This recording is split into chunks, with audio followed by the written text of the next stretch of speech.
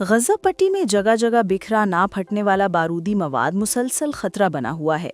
Israel और Hamas के दरमियान जंगबंदी को 2 हफ्ते से ज्यादा हो चुका है, लेकिन मलबे के नीचे दबा हुआ जंगी सामान अब भी मौजूद है, जो रिहायशी इलाकों को मुमकिना बारूदी सुरंगों में बदल रहा है। अक़वाम मुत्तहिदा के माइन एक्शन सर्विस UNMAS के मुताबिक अक्टूबर 2023 में शुरू होने वाले तसादम के बाद से रवा साल अक्टूबर के आखिर तक गज़ा पट्टी में ना फटने वाले बारूदी मवाद के बायस कम से कम 320 फ़लस्तीनी हलाक या ज़ख्मी हो चुके हैं। हम वहाँ खेल रहे थे कि अचानक धमाका हो गया और हम चारों तरफ जा गिरे।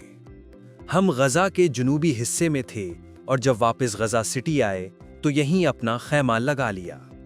हमें कुछ पकाना था तो लकड़ियां और नायलॉन ढूंढने निकल पड़े। जब एक चीज उठाई तो वो फट गई और हम लोहे की सलाखों के बीच दूर जा गिरे। हमें एक काट का डब्बा मिला। जैसे ही इसे उठाया वो फट गया और हम हवा में उछलते हुए दूर जा गिरे।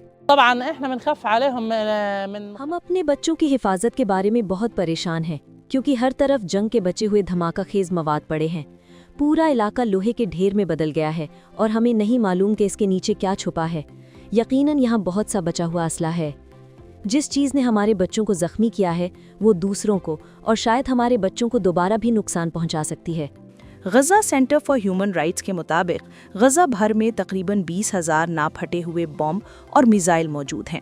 इदारे के मुताबिक अक्टूबर के वस्त तक तबाहशुदा घरों और बुनियादी ढांचे से पैदा होने वाले मलबे की मजमूई मिकदार 6 करोड़ 50 लाख से 7 करोड़ टन तक पहुंच चुकी है, जिसमें तकरीबन 71,000 टन बारूदी मवाद और जंगी बाक़ियात शामिल हैं।